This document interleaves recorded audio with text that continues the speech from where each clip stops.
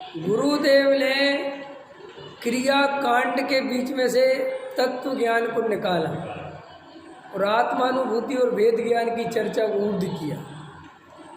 और एक उनके निमित्त से समझ लो एक ऐसी छटनी हुई कि जो दिमागदार थे, जो विचारशील लोग थे, जो समझे कि यार ये व्यक्ति कुछ कहना चाहता है और ये ठीक कह रहे हैं, और वहाँ से निकल के वो गुरुदेव के अनुयायी बने, गुरुदेव की बातों को समझा, सुना, पढ़ा, लिखा।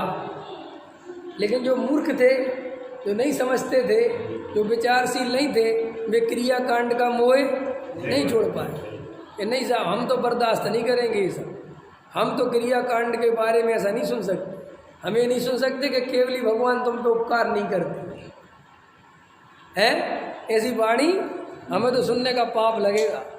ऐसे सुन लें कि भगवान जो है उनसे कुछ लाभ नहीं होता, जीव को अपनी योग्यता से लाभ होता है? ये भगवान का वर्णवाद नहीं है। अभी कई मुमुक्षुओं को मैं जानता हूँ जो नए नए पैदा हो गए हैं, नए कि वे अभी गुरुदेव को पसंद नहीं करते, और कई बातों से पसंद, और मुमुक्षु है, उनसे पूछो जब तुम गुरुदेव की इतनी बातों को पसंद ही नहीं करते तुम यहाँ बैठे क्यों? कि नहीं और बातें अच्छी हैं, ग्रुप अच्छा है, चर्चाएं चलती हैं, स्वाध्याय की सूक्ष्म बातें चलती हैं, अपन इसलिए जुड़े हैं। बाकी यहाँ पर गुरुदेव ने बहुत गलत काम किया है। कि क्या गलत कर गए? कि यही सब बात है, व्यवहार की बहुत ही ज़्यादा उड़ा गए। इतना नहीं उड़ा, मैं भी नाम नहीं ले सकता हूँ, मैं नाम नहीं ले सकता हूँ उस व्यक्ति का, लेकिन उस व्यक्ति के बारे में मेरे पास पूरी सूचना है। वो बहुत जगत पूज्य बनता है, लेकिन वो गुरुदेव को स्वीकार नहीं करता अंदर से। वो कहते नहीं, गुरुदेव में बहुत कमी है। तुम यहाँ बैठ के बताओगे गुरुदेव में क्या कमी है? तुम्हें पता है गुरुदेव के समय में क्या परिस्थिति थी? है इतिहास में कमी निकालना बहुत आसान होता है मुकेश जी, लेकिन जब इतिहास बनो तब पता चलता है कि उस समय की परिस्थिति क्या थी।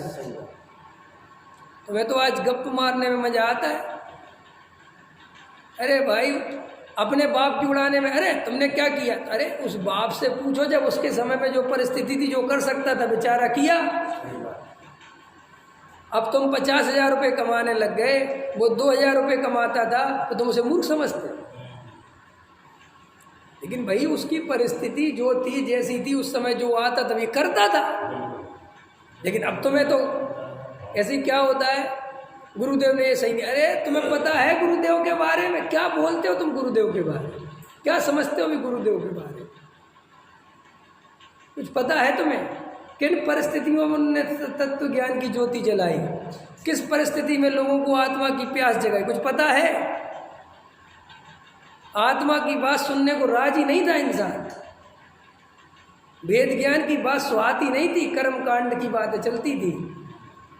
समय सार पढ़ने वालों को पागल कहते थे। कोई समय सार बोले क्या पागल हो क्या तुम?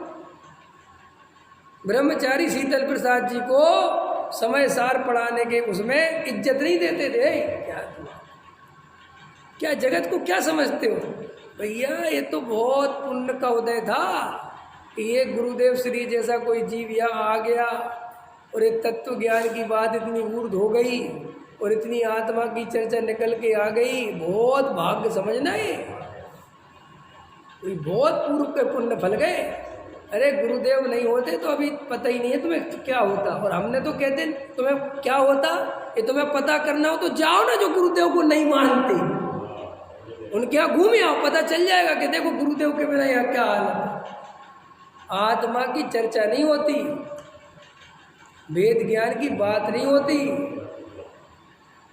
सिर्फ आशीर्वाद होता है। वो भी पैसा देते रहो तो क्या समझते हो? तो मैं क्या कह रहा था, इतिहास में कमी निकालना बहुत आसान है। गुरुदेव तो थोड़ा, अरे भैया गुरुदेव जिन परिस्थितियों में थे वहाँ इतना व्यवहार छाया हुआ था कि जरा सा व्यवहार बोलो और लोग पकड़ते थे, क्या बोल दिया। जरा सा बोलो कि शुभ भाव करना चाहिए। आज के प्रवचन में आया था गुरुदेव, बस वो बाकी के प्रवचन एक तरफ, जे को पकड़ के ला। गुरुदेव ने भी कहा है वो श्रावक नहीं है जिसके जीवास पर, उनको पता। अरे गुरुदेव जानते थे मैं जितना ये जरा सा बोलूँगा इसी को हाईलाइट करेगा। क्यों करेगा? क्योंकि उसकी दिमाग में वही भरा पड़ा हुआ है। हम लोग वक्ता से वो लेके जाते हैं जो हमारे दिमाग में भरा पड़ा हुआ है। अगर यहाँ 50 लोग मेरा प्रवचन सुन रहे हैं तो वे 50 एक ही तरह का नहीं सुनेंगे। अगर मैं शुभ भाव की आज कोई बात करूँगा और कोई शुभ भाव का पक्षपाती होगा तो आज देखो विवेक जी ने भी लिया था ना, अगर कहा था ना उन्होंने, देखो भले ही कुछ वो वही पकड़ेगा। कोई आत्मा का पक्का अनुयायी हो गया, आत्मा का श्रद्धानी होगा, मैं वेद ज्ञान की बात दूंगा तो वो स्फूर्त करेगा। देखो आज वेद ज्ञान की कितनी सुंदर चर्चा है। तो आप मेरी नहीं सुनते, आपके अंदर जो पक्ष पड़े हुए हैं आप उससे सुनते हो। इसीलिए कहते हैं जिनवाणी में आचार्य कुंद कुंद देव अथवा सभी ज्ञानी कहते हैं कि आत्मानुभव उसी पुरुष को हो सकता है जो सभी पक्ष छोड़ने को तैयार हो।